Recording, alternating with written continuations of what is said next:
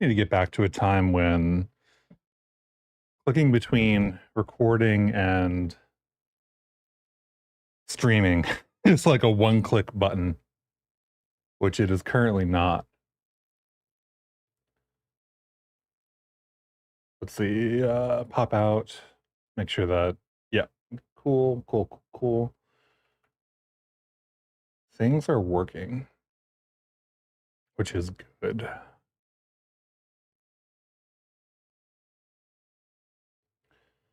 Docs, stats.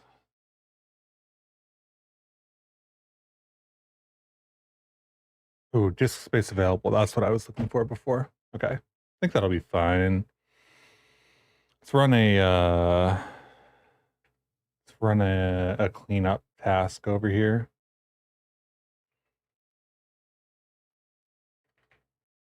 Just to clear up a little bit of extra target directory space. Yeah, 30 gigs in that one. 30 gigs in another one. That'll do it. Make sure my recording computer doesn't crash as we're streaming here.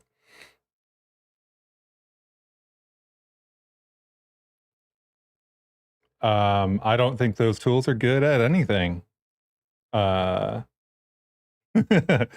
So I would say no, and that you shouldn't use them in general, especially with Bevy, because if you go to the Bevy repo or the Bevy website, they're on the website too, and you go to the examples directory, here is literally hundreds of up-to-date API examples that are up-to-date for every single version of Bevy, that are up-to-date with the latest changes on main.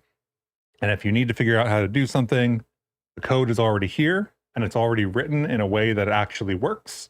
And you don't have to guess. You don't have to hope that some Markov chain generator gives you things that can run, or gives you like an API from 5 versions ago. You can just go into this directory, or you can go on the website.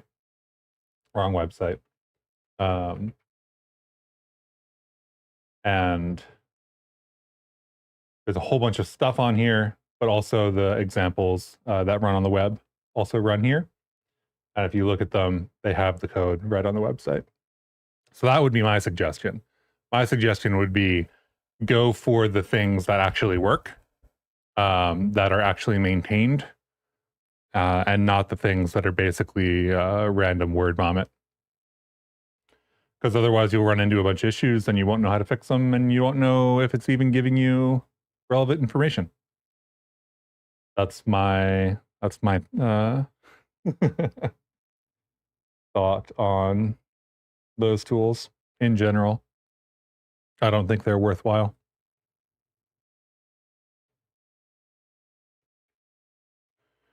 Let's see, Rust Adventure active. Wrong active. Active 0.18. So 0.18 is out. If you are in this live stream, you probably know that because there's a video on my channel about the release. If you do not know that, then welcome. I probably have never seen you before, so say hi in chat. This is not an example. So if I cargo run this should just have everything ready to go. Then there is the other example. I actually don't need to build this because I put it on the website as an early access while the RC was going. And if you click play on the website, it just works,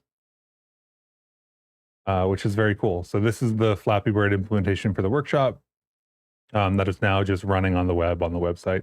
The workshop doesn't actually cover how to deploy it to like the web. But I think it's really cool to put it on the website, get people kind of like a view of what the actual game looks like. And then just finished up Block Breaker for 0.18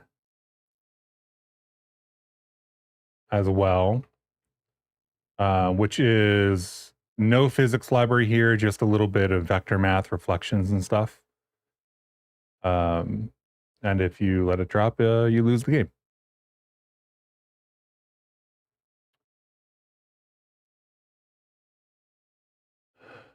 I, I personally don't care when people say they have had success vibe coding, because the research says that while you think it's working for you, you're actually getting like a 20% decrease in productivity. Um, and every time I ask somebody to show me how it works for them, it is so bug infested, and it's so, like, it detracts so much from being able to actually write code, that I can't suggest it to anybody. And the people who use it all end up in the Discord asking real people what they should do anyway.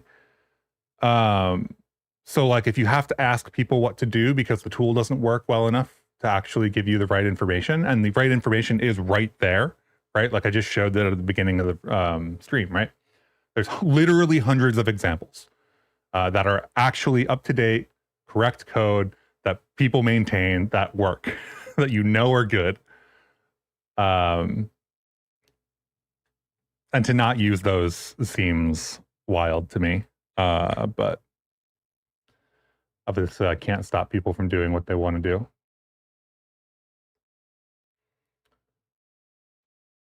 Happy you found Skiing. Sweet. Glad it's working for you. Since you designed basically an equal Blender add-on, but for custom properties that you handled in JavaScript. Yeah.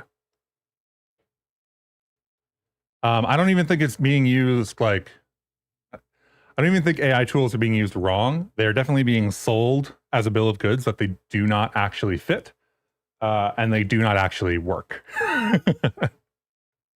Especially if you are somebody using them for things that you do not know. They do not work for things that you do not know how to check.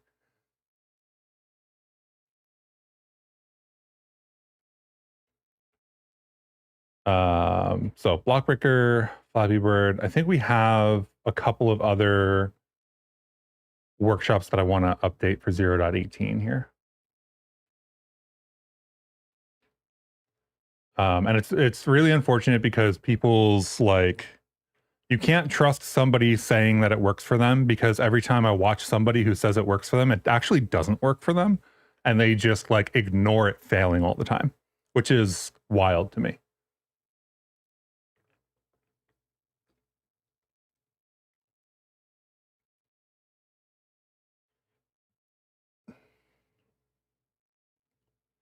Especially again, when the like examples are right there, like the real actual code that works is right there.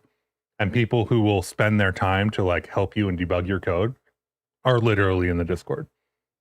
And it happens all the time.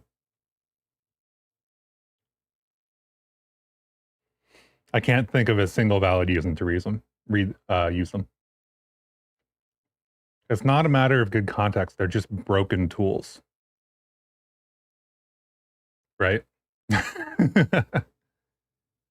But I understand that people who use them don't particularly care that they are broken. Let's see. Active, I think 0.17 has a file in it.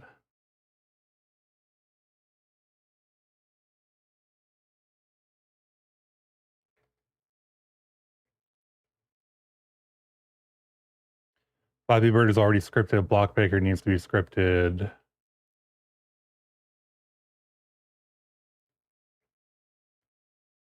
We do Minesweeper today.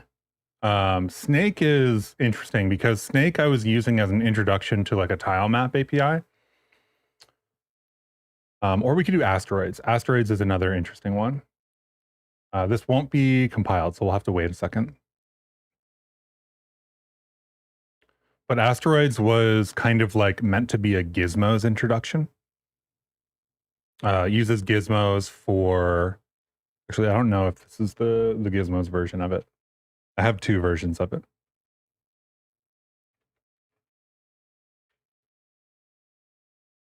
This is the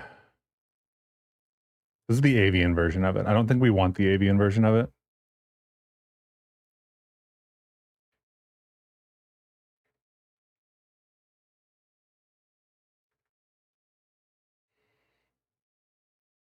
Active. I have too many active directories is what I have. I have too many asteroids head cargo.toml.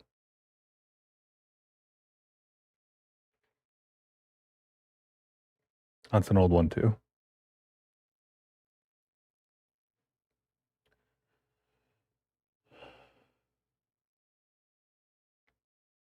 I don't understand why you do that. It doesn't make sense to me. I don't understand why you would take things that are verifiably true and good and useful and turn them into things that are like wrong because it doesn't do that. It's not just that tests are necessary. It's that the function of these tools is not the function that is the thing that people think it does. Right? It's like using a Markov chain generator to generate code. It may compile at some point, but you are losing out on everything else.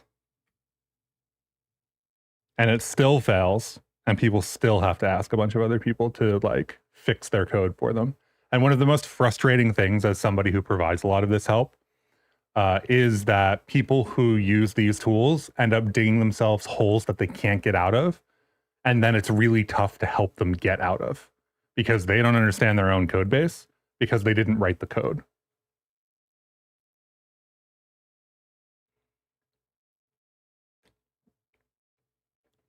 And I've said it before, but like producing code is not the hard part of programming. And if you aren't building the mental model of the way the program executes and how it's built as you're building it, and thinking through that, then you are going to have one hell of a time actually debugging it, especially if you deploy it to production or anything like that.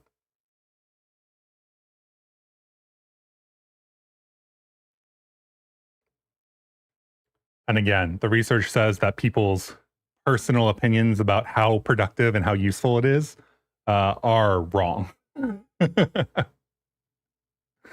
So I can't trust you saying that it works for you because the research says that people are wrong when they say how well it works for them.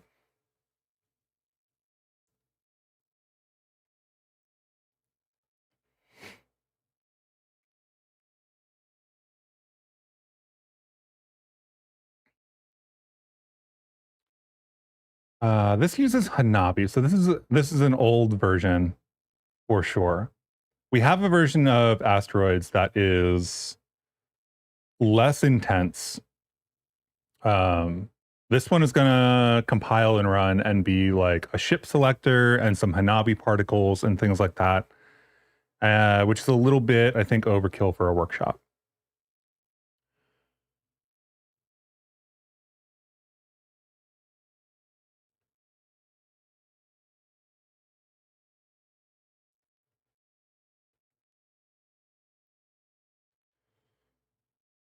But we have 2 more crates to compile, so we'll let that compile. And I will look for the other one is 2048. 2048 is a workshop that I need to update.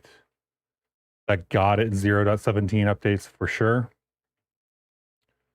So we'll run that one as well. I think that 2048 is probably an easier update for 0.18. This is the, I think, original. No, it's actually the Gizmos version.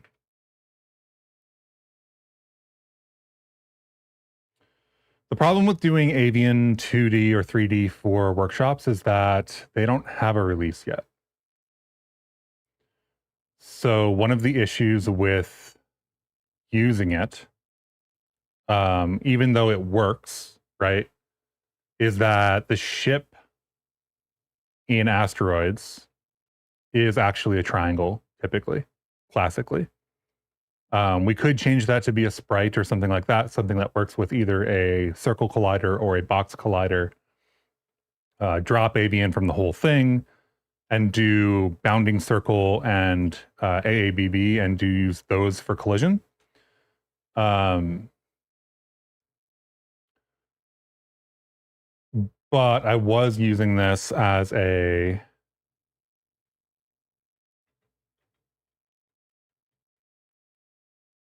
avian introduction. So I think that we will probably leave it as an avian introduction, which means that asteroids can't get updated until avian is actually updated. Which is a little bit unfortunate, I feel like. I've been removing avian from workshops because, not because it's a bad crate or a bad library or anything. Oh, that's what was happening. Okay, hang on. I need to clean up some of my directory space here. Let's go to temp.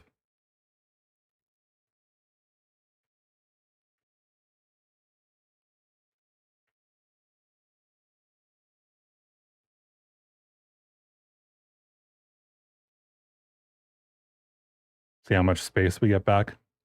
I'm doing a bunch of compiles because I was doing some PRs into Bevy upstream. 30 gigs is not what I was expecting to get back there, though.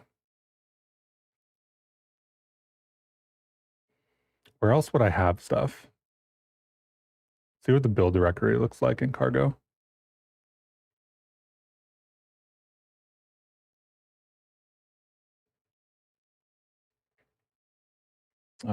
Do. I think just do, right? Why use Avian over Rapier? Avian tends to be up to date sooner with new releases of Bevy these days. That was not always true. Obviously, if you use Rapier, you can update Bevy Rapier and help them keep it up to date, which is what I would suggest anybody does in general. Physics libraries tend to be maybe a little more complicated than I think the casual like Bevy user might be comfortable updating. Rapier has somewhat different goals than Avian. So Avian is very like Bevy native, right? Systems, resources, et cetera, et cetera. Like Avian is what you would expect from like a Bevy API. The way that Rapier works is it has its own world. It does a couple of other things in general, like being able to be deployed completely separately, like Gleam, or not Gleam, but Tiramisu, which is a Gleam game engine. Tiramisu Gleam. I think this is the right page. I don't actually use it. I just watch somebody who uses it. They chose Rapier as like the underpinning of their game engine's physics, which I think right now would be harder to do with Avian. Rapier has like a JavaScript compatible build that they give out and stuff, or not Avian. So Rapier has a JavaScript compatible build that they give out and whatnot. So yeah, I think that from a physics library functionality perspective, there's a couple of differences. The Rapier people are doing some really interesting GPU-based work. I think they just put out their InForge blog. InForge blog. They did Kiss 3D. They revived it recently. And they provided their like 2025 or 2026 roadmap, which is actually pretty interesting. They do some GPU-based physics in here and have taken a couple of approaches to try to do things. And I think they settled on Rust GPU is what they settled on at the end of the, yeah. Long story short, started with WGSL, switched to Slang, and are now settling on Rust GPU, which is really interesting.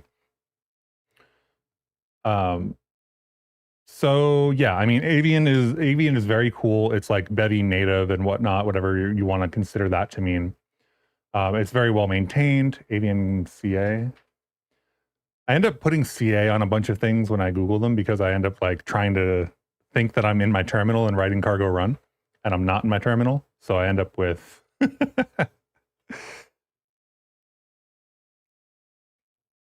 um,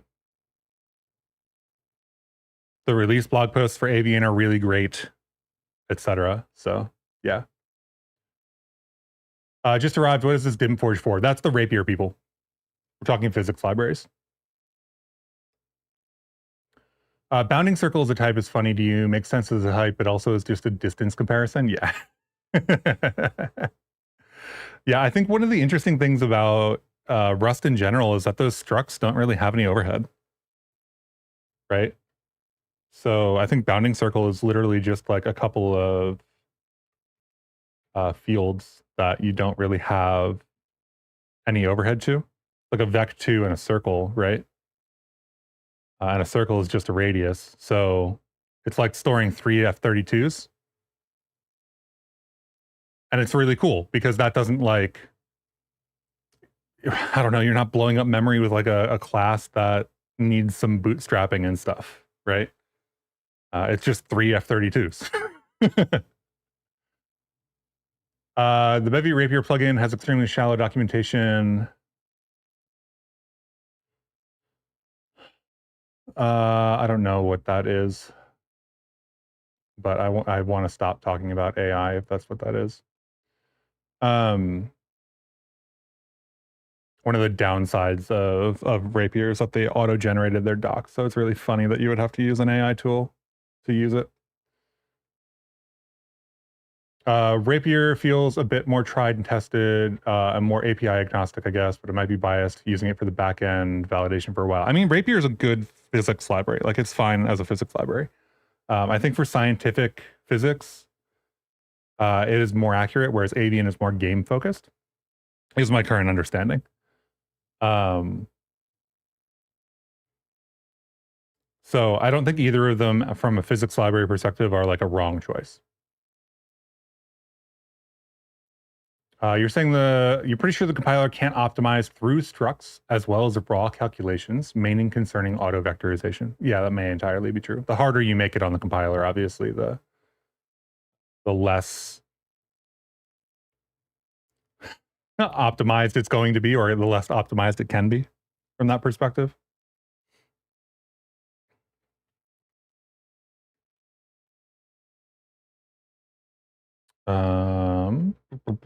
I should have checked my disk space before I started streaming is what I should have done.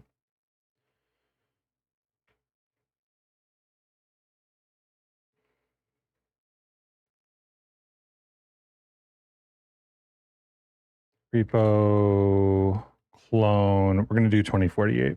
Clone Rust Adventure 2048.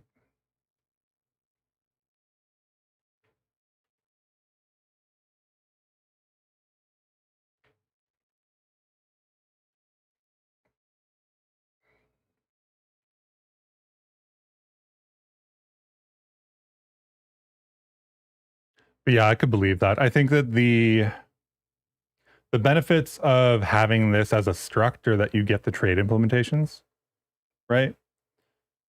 The one thing we don't have upstream right now is bounding circle AABB shape casting, which would be really helpful. Intersects, I think, is the API. So we have intersects volume, which is great. But intersects volume doesn't help you with like really fast moving objects or anything. So we have raycast and we have ray, which do raycasted point to AABB, point to bounding circle raycasts. But we don't have shape casting really. And while we have intersects volume, you can see the intersects volume is implemented for raycast 3D for these types, but the bounding circle and AABB don't have like a shape cast.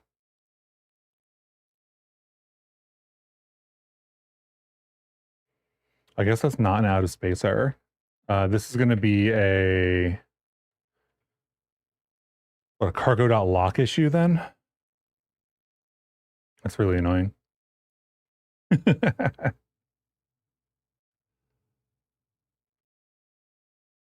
Flappy Bird block breaker 2048.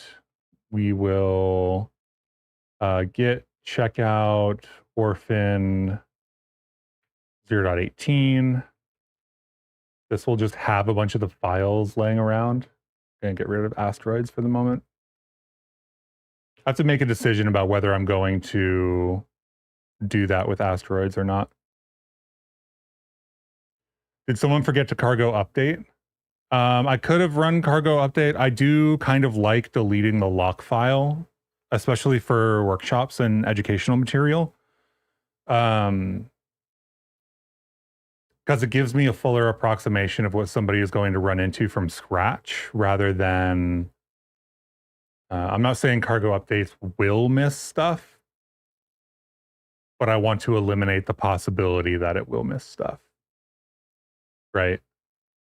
So if somebody tries to go and run the 2048 example or build it from scratch or whatever, they won't get a lock file that they then had to update. They will get a brand new lock file. So deleting the lock file in that sense is generally speaking what I tend to do with those projects.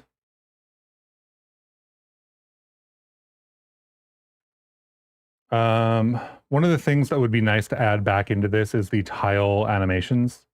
I removed them because, again, the same reason that I removed Avian from some of the workshops. Some of the crates don't update fast enough. So putting them in workshops means that I have to wait for the workshops. Or I have to wait for 0.18 to release and then those crates to update workshops, which is kind of annoying.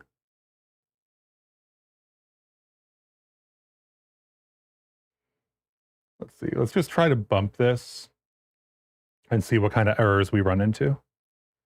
Let's bump this to Resolver. I think we're on Resolver 3, right, for cargo? I think that's the default in 2024.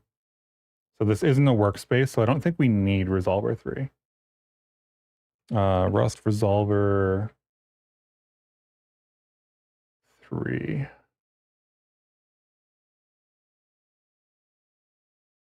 Edition 2024 implies Resolver 3.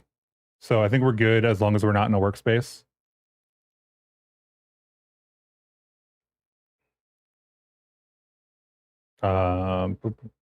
Cool. Get rid of that. I didn't check out the 0.17 version of this, which I should have. Let's do that first. Git reset. We have one, right? GRB. Cargo.toml. This is the 0.17 version. So I'm just on a branch over here that I am not on over there. So let's do a GCO Bevy 0.17. Why is that not? Because it's added. Git checkout Bevy 0.17. I guess I have to go through and remove these. Yay. We should do JJ at some point. I haven't, we haven't done a JJ stream yet. RM. I don't think we need a source directory overall, or not a source directory, an assets directory. I can't think of anything off the top of my head that I actually included as a. There we go. And then we'll get branch D Bevy 0.18. Oh, right. I guess that didn't, it doesn't make the branch if you didn't make any commits, because the root commit is kind of like the reference. Why did I need a crate for animating the tiles? Because this workshop was originally built in 0.6. if I remember correctly, 0.5, 0.6. And Bevy was just very different at the time, as well as my skills using Bevy. So over time, I updated 2048, and over time, like, one of the other things is um, Bevy's APIs improve, but also some of these workshops are meant to be aimed at beginners. And the more stuff you do manually, the more cognitive overload there is in the workshops. So it's a trade-off sometimes, even for things that are fairly, like, that would be considered easy, right? Like for me, determining the um, angle a ball should bounce off a paddle in Block Breaker is like vector minus vector, and get the angle, and then I like scale that down to 90 degrees and lerp it back out to get a softer angle off the paddle, which is like not hard math, but knowing that you have a value from like 0 to pi, knowing that vector minus vector gives you that angle, and you can do 2 angle, and you can scale, like all those little things. People tend to like have cognitive overhead when it comes to math, so etc. As someone new to the Bevy space, would you say breaking changes of Bevy crates through version updates typically include? Oh, what would you say? Breaking changes of Bevy crates through version updates typically include besides the outdated Bevy crate import? You're on 0.17 with a bunch of forks. If you're on 0.17 with a bunch of forks, it depends on the crates that you forked. Did you include those? No. It depends on the crates you forked. I think if you forked Bevy Hanabi, that would be hard for you to update. If you forked a tweening library, that would be easy to update. It really depends on the crate. If you fork crates that deal with rendering, over the last couple of versions, that's been reasonable. But if you, let's say you forked like Bevy ECS tile map, which is a crate that I took over the maintenance of over a number of versions now, since like 0.12 or 13. Some of those updates require like deeper rendering knowledge. And if you don't have that deeper rendering knowledge, then it's like on some level really hard. But if you do, then the change is like effectively a rename, as long as you follow the migration guide or followed the PRs. Like one of the reasons that I do this week in Bevy in general is because what I was doing for these workshops is going through all the PRs that merged. So for example, there was one that went in yesterday. This is a simple rename, right? Shader storage buffer to shader buffer. If I had a library that was using storage buffers, this would be a fairly straightforward change. It's just a rename, but things get more complicated than this. Like type erased materials was a reasonably complicated like PR. Let's go to closed PRs. More fully erased is not the one I wanted. Type erased materials. So this landed last version, 0.17. It's like a 33 file change. This makes some rendering changes that are like, I wouldn't necessarily say they are difficult, but if you don't know the APIs, they would become very hard very quickly to make. So it really depends on the API of the crates, which crates you're using. Rendering things tend to break in ways that people aren't as familiar with. If you are familiar with them, they aren't necessarily that hard to update. But yeah. It's like that one crate Foxtrot designed for game jams. Is Foxtrot designed for game jams? I feel like it's Jan Bevy.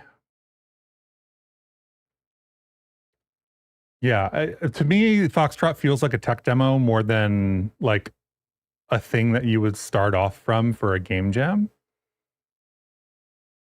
But obviously, that is up to everybody's personal taste, right?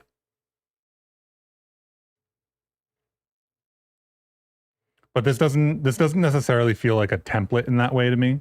It feels more like a tech demo. Like there's a lot of code here, in general, a lot of files, a lot of code. So if you're unfamiliar with it, then it kind of gets to be a lot. Um, but if that's your vibe for new projects, then that's your vibe. Good for you. I always start with like a minimal. Lon is saying that they made their own basic web request library that uses observers like Bevy request. I saw that. Saw you post about that. Because you didn't want Tokyo as a dependency, and updating to 0.18 was literally just bumping the Bevy version. Yeah. So what you're saying is it really depends. It really, really does. If you foggings, I don't know how to pronounce that. But if you like listed the crates out that you forked, I could probably tell you how hard they would be to update. For example, Bevy to Nua did a huge refactor, right? A bunch of internals changed for Bevy to Nua. That happened, I believe, in the 0.17 line. So if you forked it before that point, then you would have to do that update, which would be really tough. So probably what I would suggest doing in that case is actually just ripping it out and using the new upstream version rather than trying to update your own, because that was a huge refactor that my understanding broke a lot of the internals. But that's not like a Bevy forced change. I think the last couple versions for Bevy have been pretty reasonable in terms of like changes that are required. There are better APIs, right? Um,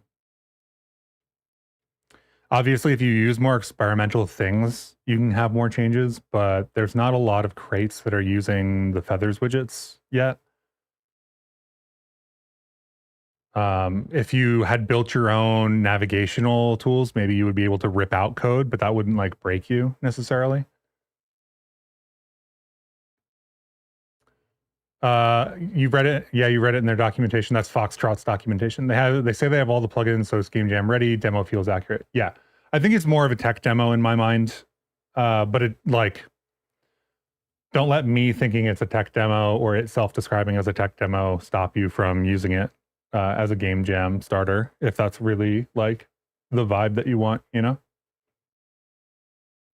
my preferences in that sense don't need to be everybody's preferences.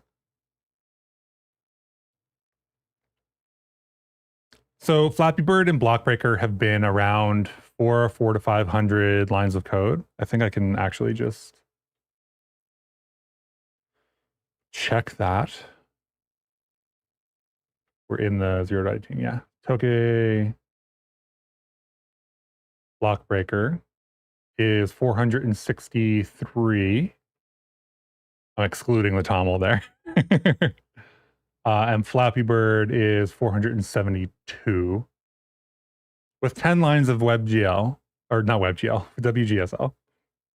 Another thing, so yeah, that's the other thing. If you have a rendering crate and you are going to upgrade to 0.19, the next version, WGSL is very likely going to become Weasel, which is not a terribly hard upgrade, but things like imports will change syntactically. Things like if-defs will change syntactically. And you will basically have to like change all the extensions for all the shaders. So it really depends on which crates you forked. I think that of the updates that I've done over the last couple versions, not a lot of them have been that intense. The last really intense one that I vaguely remember is like rendering around 0.12 maybe, was a lot of big breaking stuff. Um, I will say that like rendering is gearing up to have like a big 0.19 release, in my opinion. Again, don't take what I say as like um definite confirmation of like things that are definitely going to happen. But from watching the PRs, Tykadelia, is there a username I can click on? There we go. There's things like this, which, to be clear, don't know if this is going to merge actually. It was a draft, it got review, it's getting more review, and so on and so forth. I think that some people are starting to approve it, so like moving towards landing. But this rips out the render graph. So if you have custom rendering code, you are no longer going to have the render graph, which means that you will have changes to make.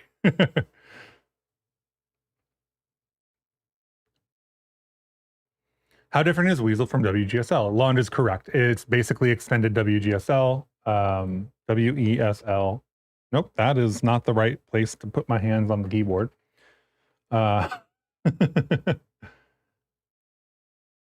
So WGSL or Weasel is basically WGSL with imports, packages, like a formal if-def, which I forget what they actually, yeah. So formal version of if-defs. What else is in here? The things I'm really excited about are like the possibility of like a real language server, like the Naga Oil, or like the language server support for Naga Oil extensions on top of WGSL is not great. It's one of the few things that I would like just say is probably just bad. Because there basically is no language server support. So moving to Weasel will bring like a wider community in, and we will get a language server support for writing shaders and hopefully like import autocomplete and things like that, which I'm very excited about. Documentation generator. So like something like Cargo Doc is going to exist for Weasel. There are prototypes that I've seen of it that look very cool. This might be the Yannick tool. It is. So this, you can see, is vaguely like Cargo Doc. And you can actually go in here and see what things are and get fields and write documentation for shaders, which is, we'll just say it's significantly better than the situation that exists today. How about that? I think shaders are one of the less documented portions in that sense. You do have a bit of a background in CG, computer graphics, so the changes do sound somewhat manageable. Your lack of Git knowledge for proper pull requests might be more of an issue. Yeah. I think people will help you with the Git side of things. People tend to be pretty accommodating for people's like first PRs and stuff. Just if you try to go make a PR for these crates, then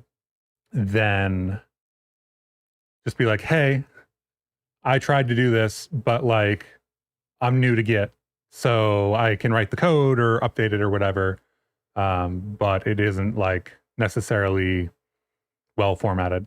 Bevy squashes commits, so like you don't need to be pretty strict. I do tend to be when I first put PRs up. So I did the WGPU 28 PR. That hopefully will merge at some point. I think Naga Oil is going to get review this weekend. And if we look at the commits, all of the like first batch of commits, so like bump versions, this is all the froms for that. This is the push contents renames to immediate. This is like this is that. And these are all very scoped to like a particular thing, right? This is push constants to immediates. That's all that exists in this commit. So it's easy to review in that sense. There's not a bunch of, like, if you just click on the whole PR, there's a bunch of unrelated changes next to each other, right? So there's like multi-view mask here, and then a version update there, and then merge version updates, and then more multi-view mask, and then like immediates and whatever, some import changes. So like when putting up a large PR, I think it makes it easier to review if you do that kind of thing. But Bevy squashes, so all of this is going to go away. So you'll see like after the point at which people started reviewing, which is like down here, there are just more changes, and they aren't like rebased and organized. So like you don't need to have really good Git skill, I guess, or Git formalization to be able to get a PR merged into most projects. Because all of these commits, even though I like organized these and didn't organize my later ones, those are all going to get squashed into a single commit when that merges.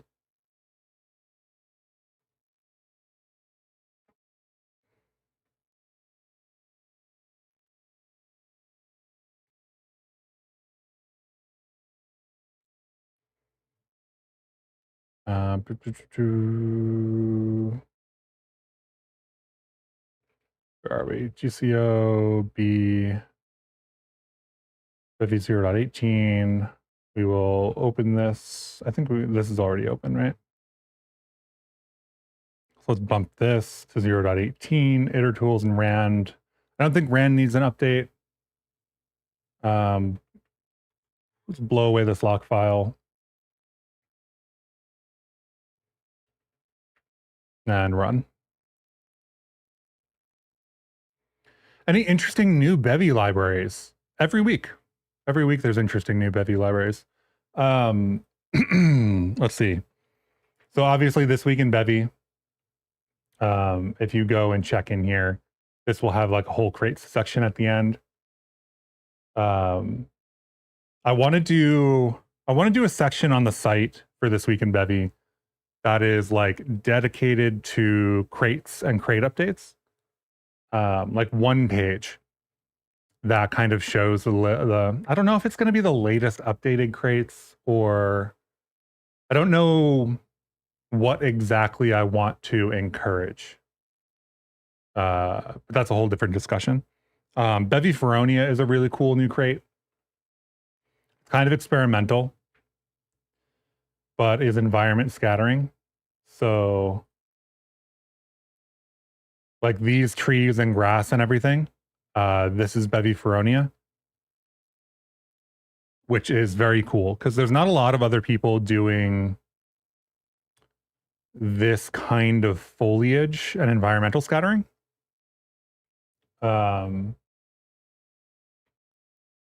See what else has happened recently. There is a PhD project for 2D lighting, which is Firefly.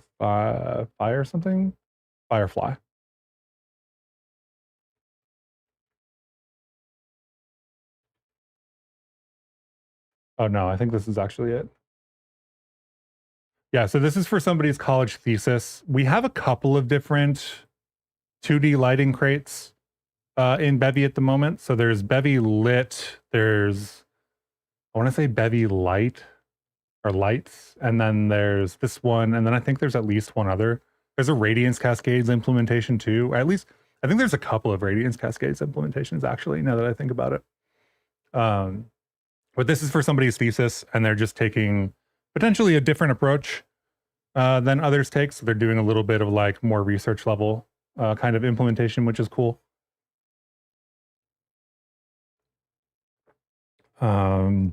Let's see, what else has been released recently?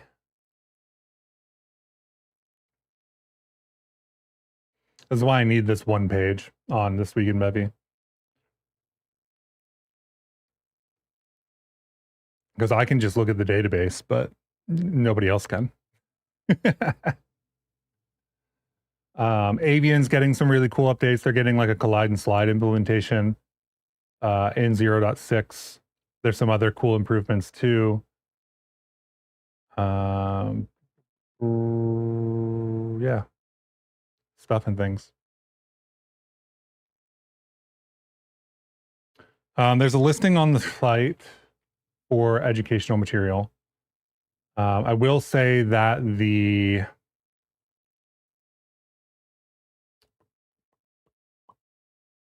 Bevy assets, I always forget which thing this is under. So there's learning under Bevy assets.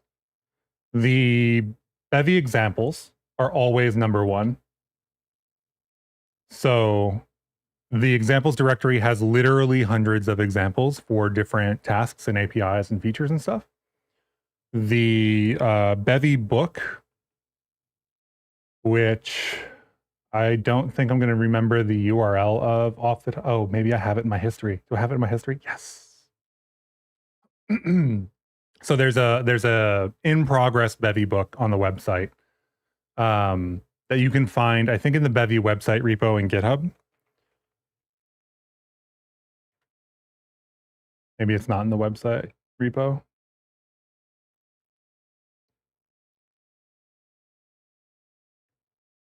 I think it should be here somewhere. Learn book. Okay, so this is all the code for, or the markdown files and stuff for that book. There is a URL. It is draft. It's hidden. That's intentional. It's not finished yet. It's been in development for quite a while. Got some cool updates last year at Rust Week, but would be another place that I would look for like additional content. The stuff I'm working on right now, so Rust Adventure is my own stuff. I tried to mention everything else before this, but I'm updating a bunch of workshops for 0.18 and things like that. So this is building Flappy Bird and some other stuff like that. The workshops, I will say, are a little bit more beginner oriented, so maybe not what you're looking for. But yeah, those are the places that I would go. I think the official examples are really good. There are a couple of repos in general. So we were talking about Foxtrot earlier. Foxtrot is kind of like a tech demo of a Bevy application. I don't think it's updated for 0.18 yet. So I think it's still 0.17. There is the Bevy Flock, not the Bevy CLI specifically. Bevy Flock has a Bevy new 2D repo, which again is more of like a starter template than an actual game you can learn from. Yeah, bunch of stuff.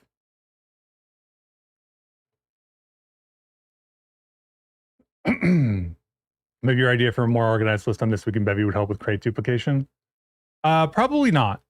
I don't think so, actually. I think that the things, or like the reasons that people duplicate crates, right? Either it doesn't do what they want, and for some reason they either feel that it doesn't make sense to PR, or a lot of people don't even try to PR. They just fork immediately.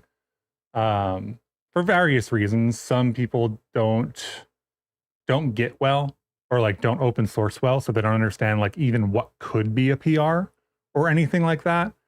But a lot of the reason that there are duplicate libraries that exist are people do their own implementations regardless of what exists. There is a group of people who have like a specific kind of mentality where they will just build whatever they need and then release it, rather than depending on somebody else's implementation. And a list of crates would not fix that. So I don't know that there's anything there to fix, but like it wouldn't change that. Because those people would still create their own implementations and release that open source.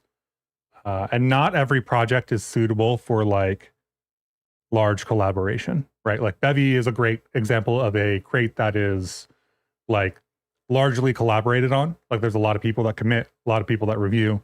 Avian is another one where open to collaborators, will get reviews and stuff like that, but it is a little bit smaller than Bevy, has a little bit less review capacity.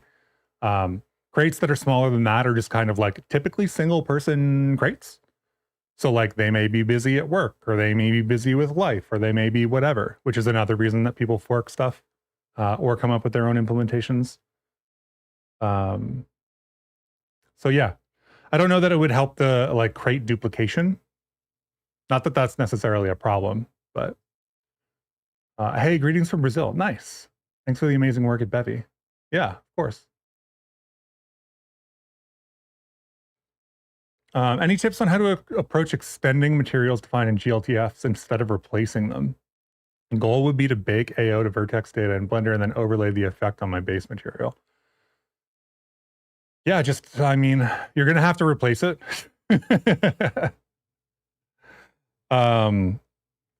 Even if you go to do the material extension, right? So materials from Blender come in as, I'm going to look for shaders, material extension,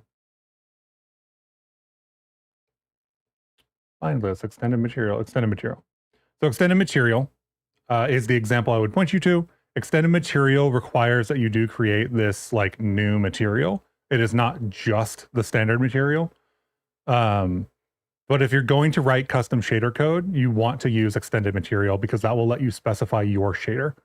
So if you want to actually use that vertex data in a specific way, you are going to want to extend the material because that vertex data needs to be accessed by you in some way. And there's no way to tell Bevy to like grab the data from the vertex data without writing a shader. So you need to do an extended material and you need to replace whatever standard material is on there. You can just clone that standard material, right? Like you can this is an extension, right? So there's a base material here. The material that is on your GLTF object will be this standard material that you can then use for a base. So you can access that, clone it, and just stick it here. And then extend it with whatever you want to extend it with. That would be my general directional suggestion. Sometimes it's hard to fit a certain crates API into your project too. Yeah, of course. I think there's a lot of reasons that people fork crates that are not, I didn't know about a crate. Also, the existing crate is kind of slow to release updates or refuses to merge a feature that someone needs, so they need to go make their own. Yep. Like, yeah, there's a ton of reasons that are not solved by awareness. I think for the problems that are like solved by awareness are really sometimes not, how do I phrase this? Solving that problem with awareness also overlaps a lot with people who wouldn't create the crate on their own anyway. So a bunch of people who are looking for like a physics crate wouldn't necessarily go build their own physics crate. Like you wouldn't end up with like another avian if somebody didn't know about avian. Like you might, but it's few and far between that somebody actually decides to put in so much effort that they create an avian or a rapier, right? You might end up with like a light dusting over parry, or like some specific type of physics crate, but you won't end up with something like well-maintained and generic. It'll be very specific. Awareness solves like the problem of people who are trying to do things that are otherwise not going to create a crate for whatever reason, who still need to be able to do whatever thing that they were going to try to do. Let's see what the actual issues are over here. Invalid bundle, probably because something got split out of Node.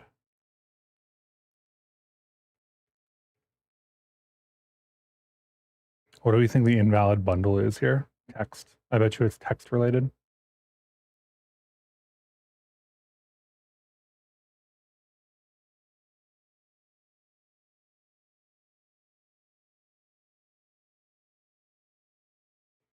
This is one of the, I think, unfortunate. This is one of the most unfortunate error messages I think I've ever seen in Bevy. the children macro tends to produce large trees of stuff. So the type that should be implementing bundle will get cut off. One way to solve that is to just start commenting a couple things out. So we do that, and then this is type must be known. So let's comment out that as well. This node should be good, but if it's not, then we know it's that node. Or this isn't the right function. Sorry, hang on. Score box is the issue. So we get node background color. I think background color got pulled into node actually. Maybe it didn't. Maybe it got pulled out. Border radius. Maybe border radius was the thing that got pulled in. Yeah, border radius got pulled in. There's also updates here to make or not semantically, but updates here to make that are kind of ergonomic. So this is another kind of change that gets made a bunch in these workshops where there's a new API or a new way to do things and making use of that. I guess this doesn't go to border radius, does it? Interesting. That's really interesting, actually. I wonder if we can make that macro do that. Because border radius is just a struct with 4 values. And there's a constructor here, which is all. And then this would be pix10, which is fine. But does this do we have the from implementation here? No, it doesn't. So we need to wrap this in border radius all, which is actually kind of interesting because we definitely have the like dot all on Pixel to get a UI rect. Can we go from UI rect to border radius, I wonder?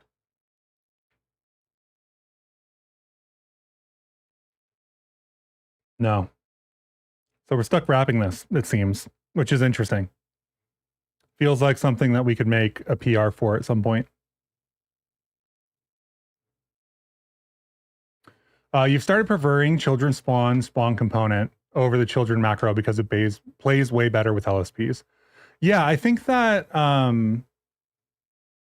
macros have issues, right? And I'm really curious, specifically as BSN comes in, because BSN is going to be a couple of macros. I'm curious to see how the errors are handled. I think of all of the BSN work, the asset format is something that I want to see, and I'm curious to see what the errors are going to be like. And everything else is kind of a wash to me. I'm confident in Cart's ability to like design an API, so I'm not worried about template or construct or whatever. But I'm curious to see what the initial version of error messages are like and how much work we're going to have to put into fixing those. And also what the asset format actually looks like, because it hasn't shown up yet. Do I think it's worth time investing into scene management with Ron and Skeen, or should you be waiting for BSN? It depends. Ron and Skeen are, I guess it depends on how you're doing it. You could do Ron for scene and Skeen for like blueprints or prefabs or whatever you want to call them. It really depends. I think right now, personally, what I do is I do my level design in Blender and I export that as a huge chunk and then I just load that thing in because I'm not doing huge expansive open worlds, which would require like chunking all of that up. I'm not doing some things where that wouldn't work. And the simplicity of kind of like throwing everything into a Blender level and then just loading that GLTF, knowing that everything is loaded and then spawning it is really nice. I know that a lot of people really prefer the separation of having a bunch of prefabs. So if that's really important to you, and you want it in 0.18, you have to do it yourself. Like there's no option. You don't get BSN yet. So it really depends on you and your, like, how important is it to you? And if you do it, can you think about BSN in a way that allows you to update when it happens? Or not? I think it depends on what you care about and what you're using it for, and what kind of integration you're intending to write. I generally don't use the RON format is one thing that I'll say, but not because it like doesn't work or whatever. I just don't use it. Random quick question. Why does passing a generic and an associated type with a where condition not apply the associated type constraints to the generic value? Passing in a generic and an associated type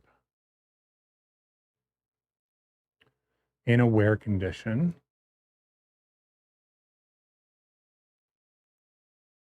not apply the associated types constraints to the generic value.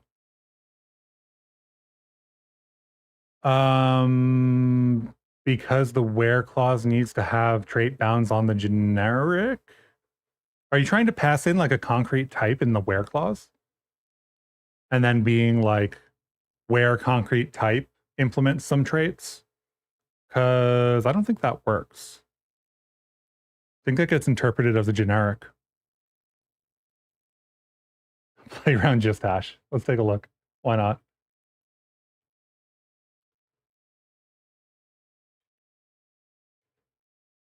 So Rust Playground, if nobody's familiar with it, is fantastic. Let's click share so that we get the gist. And then this is going to be my way of 21E 7C3 53BE. Clearly don't have chat open on the same computer. 79B1 93D9. EC77 15 911 B4 D5C B4 D5C. I think I got it.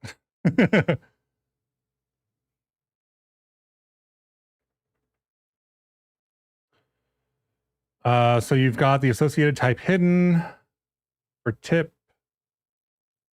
Use associated type. Oh, so you've got to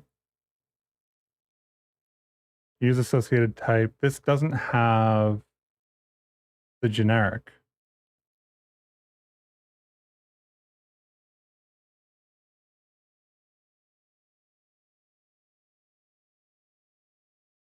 So what were you actually asking?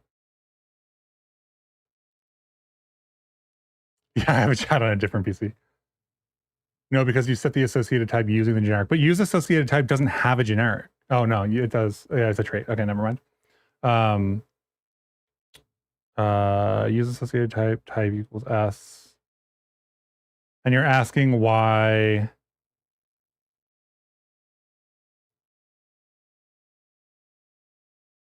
Try and run. We can try and run this. I was trying to understand it first, but no function or associated type named debug for parameter S in the current scope. So the function on the hidden trait, which is a bound on type, which is in use associated type. Because this doesn't necessarily mean that S is use associated type. It's like S type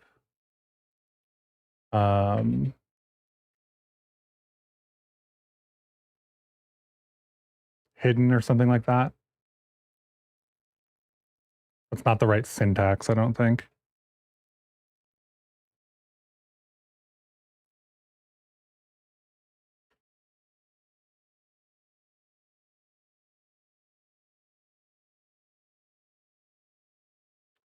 Because you don't need to require that. I think, is the thing. Trying to think about why you don't need to require that. I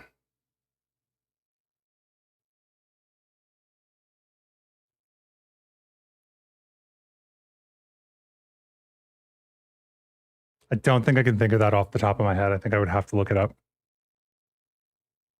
Your intuition says it should compile. I don't know that I agree with that. Yes, the type has to implement that. The generic that you pass in doesn't have the bound on it, though. And I have definitely seen this kind of thing before where you have to also specify the associated type bounds. As for why that doesn't propagate, I don't know that I know the answer to that.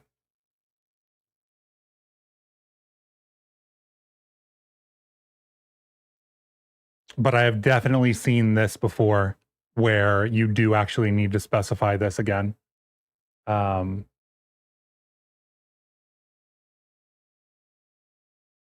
Which I think I agree does feel weird, right? Because this trait requires that bound. So obviously passing it in theoretically should infer.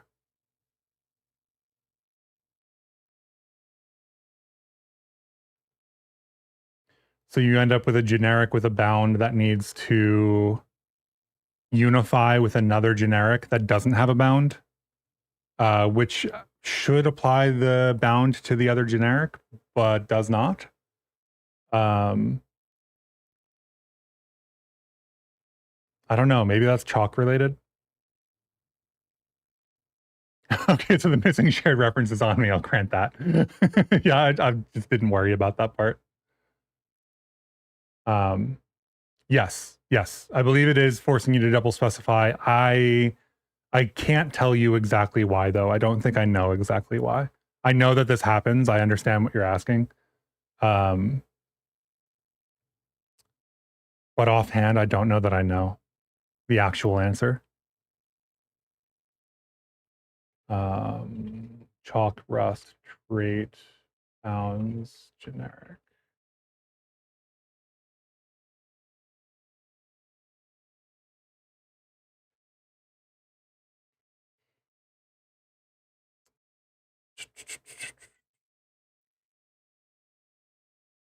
Solver. I think this is too deep in the weeds and not the right thing to look at. To prove nested goals, does this have a code example?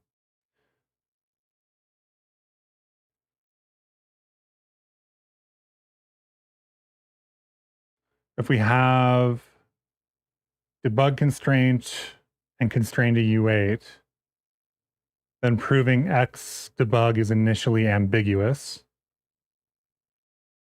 So I think chalk solves this.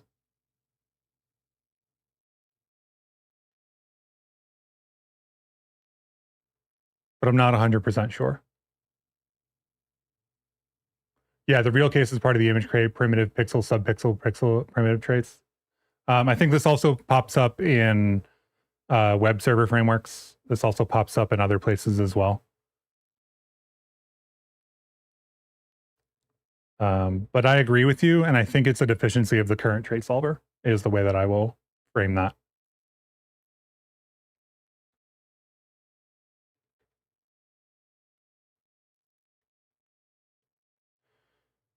So now that we've talked a whole bunch about things that aren't 2048, and we've made our one line change, this compiles and runs with Bevy 0.18. 2048, yeah. So we were talking about updates before and what it requires to update. Like, sometimes it really do be just one line. This is the 17 to 18 update. That is just the border radius moved. I do think that I want to at some point like change the visuals here. We could try to mirror the colors and experience of the actual 2048 game. We do have border radius on all of these.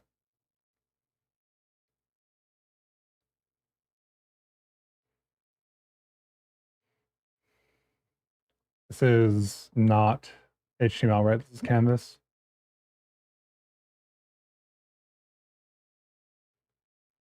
Yeah. So many ads on this page. Which I get. Like, if you have a thing that just gets a ton of traffic and is like super old, you're like, why not just throw some ads on it and make a couple bucks? Because how else are you going to actually make those couple bucks? I think the reason that I didn't go with rounded corners on this button is because it looks too similar to the scoreboard stuff. But I think that because we have rounded corners these days, we might be able to just put these borders around it.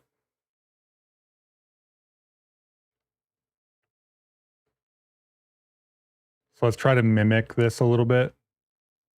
The node here for border radius, children, text, score. This is each of the scores. I think the scores are trying to figure out if those are the same border radius. I don't think they can be.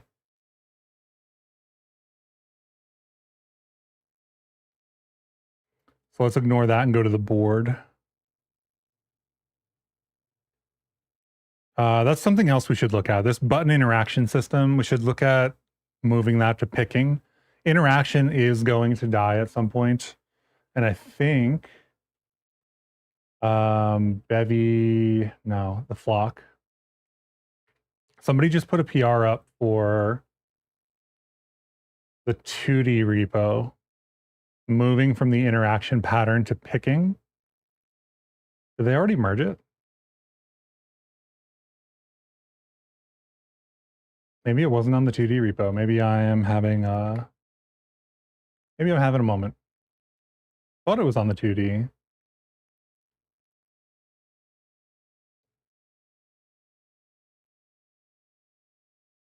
Oh, this is one that I meant to review earlier.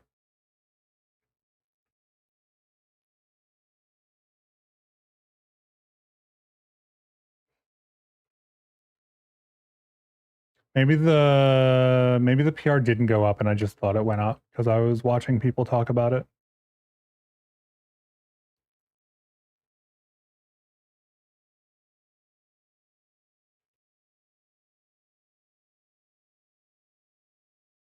Anyway, interaction is kind of like the older way to do this. I think that we still need to do the picking interaction stuff. I don't think we really get away from that until ESN.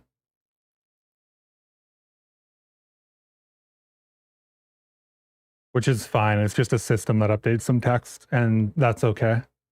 It's not like a terribly complicated system. It's basically like grab this component and do a match on it. So I'm not too worried about it. And then the board here is actually a mesh 2D or a sprite. I think it's a sprite. We don't have border radius on sprite, right? Which is why I don't have the border radii here. I don't think it's worth adding corners. I'm definitely not going to turn this into like a UI-based 2048 example. Mesh 2D could do rounded rectangles, but I don't think we actually have one. Let's look at the Bevy website, not this one. It's my website. Learn web examples, 2D shapes. We don't have what I think we would need generally. I don't think we can get this in any of the shapes that we currently have.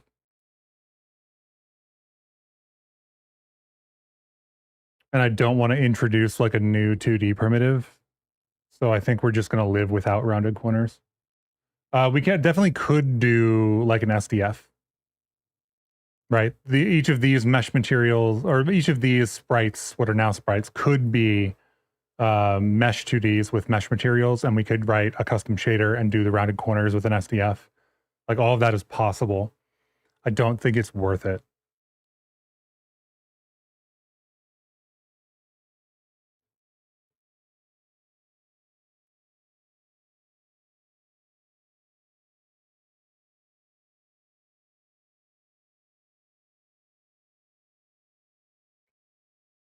So in any case, this is done in that sense then.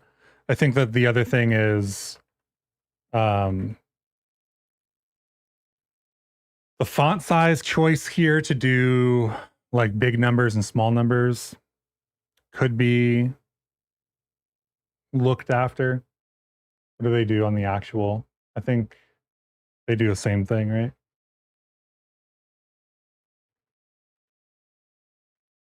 But they keep, I think they prioritize the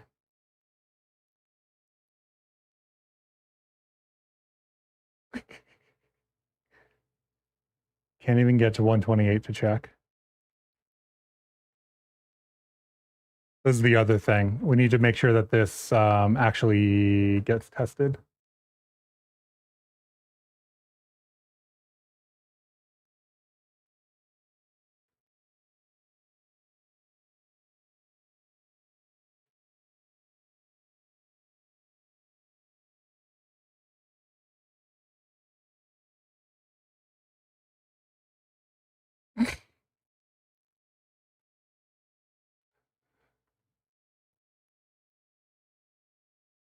It doesn't look all that different.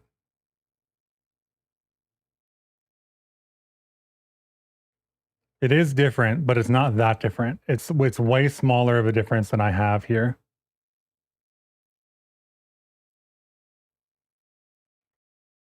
So the font here then is handled here. And I think I'm doing something really kind of silly, which doesn't really matter inherently. And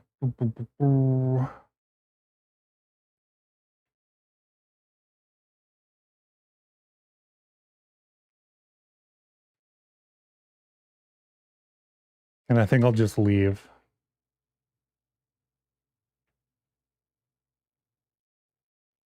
Because we're just scaling it here, which works.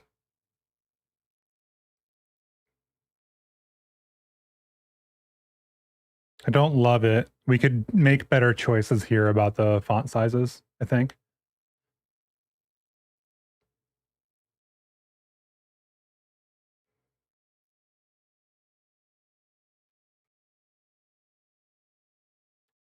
Text font, text 2D. So we would have to fetch text font and then change the size if we were going to change the size. So here we have render tile points, which has text 2D. This would need to be also text font.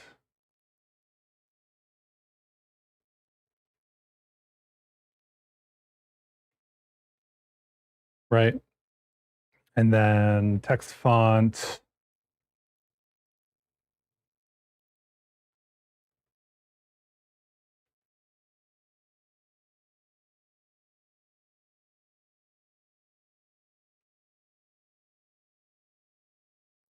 Points value dot toString. We have to toString it anyway, so we pay the cost of this.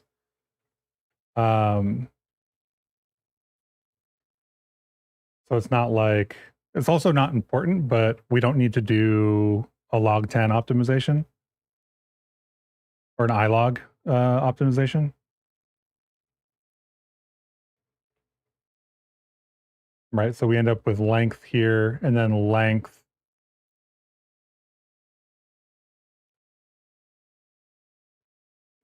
is either going to be 1, 2,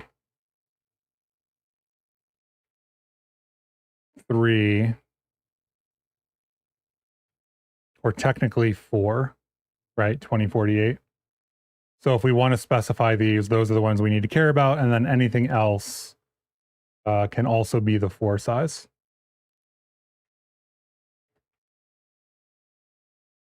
So technically speaking, this covers 0 as well, but if it's 0, then the size doesn't matter, right?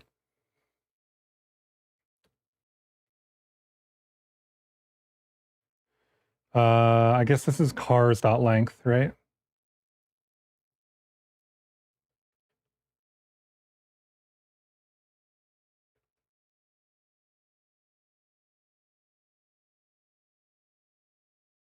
Why is that an issue?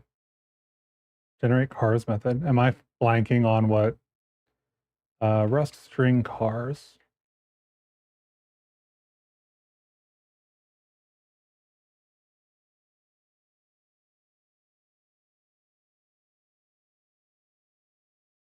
I feel like I am losing my mind.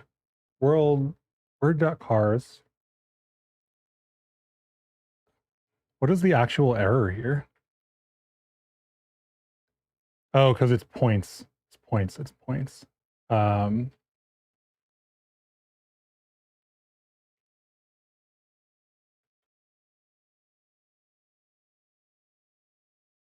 that's why length didn't work in the first place. Technically, we could do cars.length, which is technically what we want. But this is never going to have emoji in it, so it's always going to be ASCII. So just grabbing length, I believe, is fine for us. So if we do all of this, I think we start off with 80, and then I forget what we move to, but let's start with something like half size.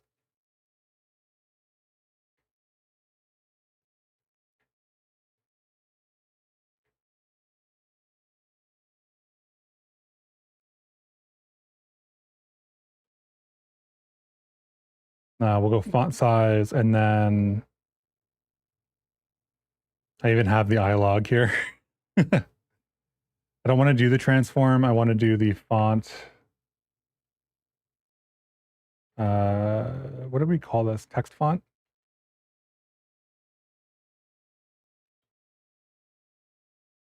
Font size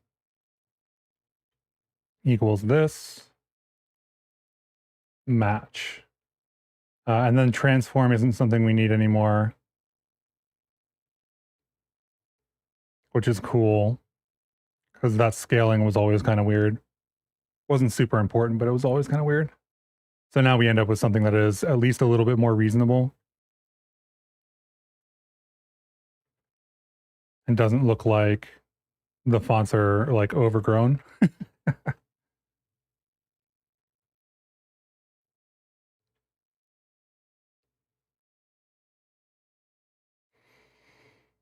So again, I fail at getting to 128 to even check, which is one of the reasons that I have tests in this project.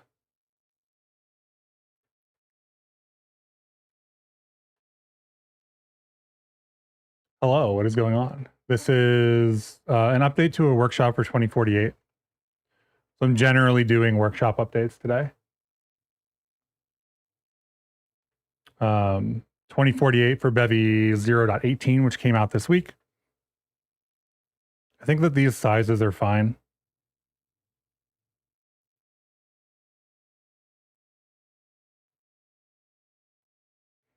So I'm cool with that. And then the only other thing to check, which is probably also going to fail if I... So it passed. Yeah, cool. So this is done, which is wild in some sense.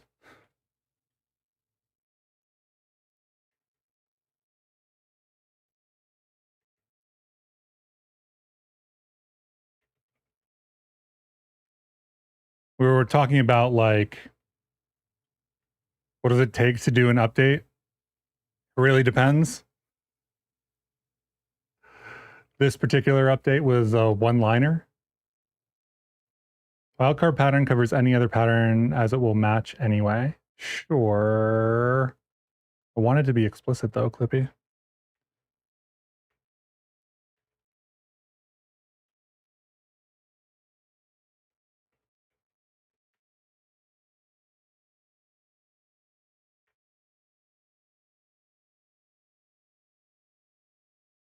I did that compute shader landscape video this week, and I was reflecting on that, and I feel like that video could have been planned out better.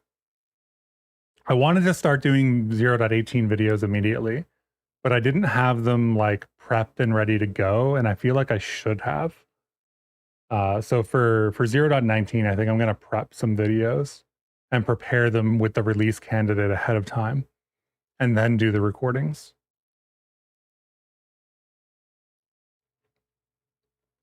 I don't know. TBD.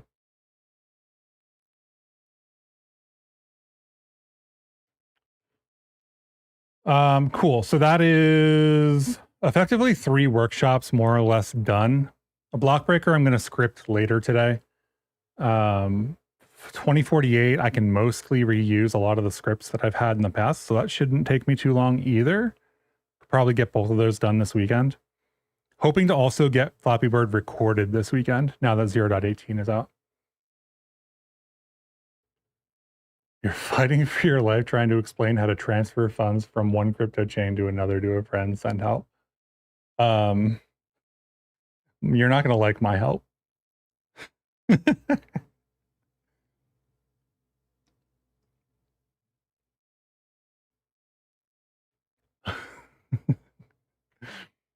my help may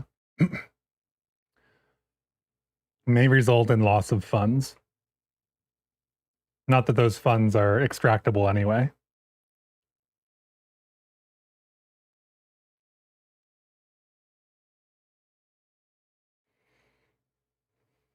I wonder if we should do a mesh 2D with a rounded corner PR at some point. I feel like this is like a shape that is useful that doesn't currently exist in the standard library. The Bevy standard library, so to speak.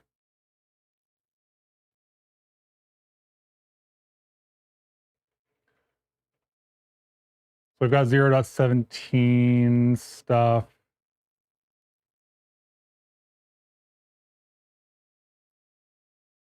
Actually have a to-do list over here.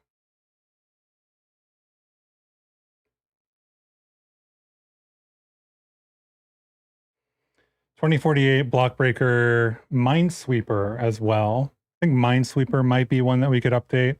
Minesweeper is going to be... I tried to use the tile map stuff for Minesweeper, but it feels...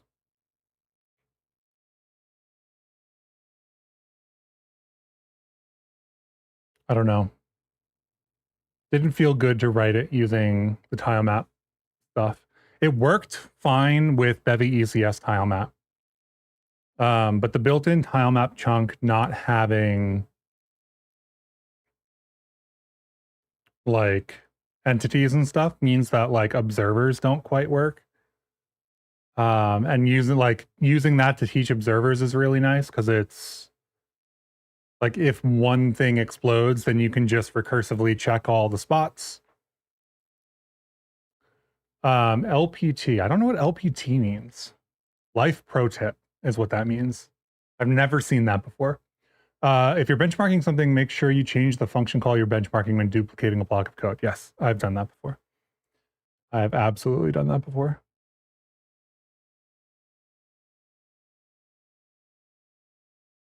If the benchmarks look too similar, double check.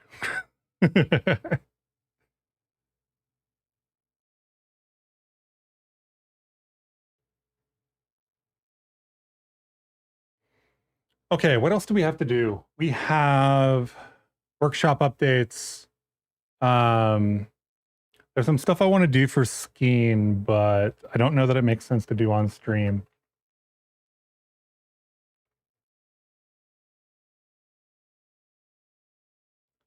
What are our active pull requests here? Light map baking, multi-selection component insertion, and the safe list file.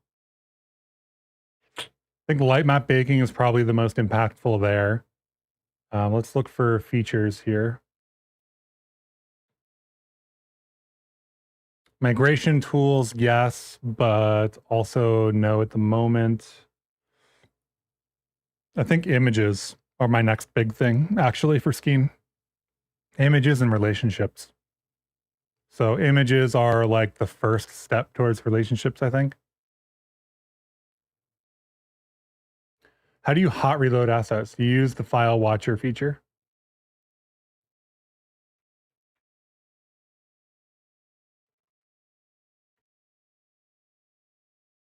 This enable Bevy / file watcher, or file watcher in your cargo toml, or whatever, however you want to enable it. But the file watcher feature is the assets reloading. In other news, the image crate might be getting an MSRV bump alongside a 7x speed up of their RGB image. Is that, did they switch to that other crate, or?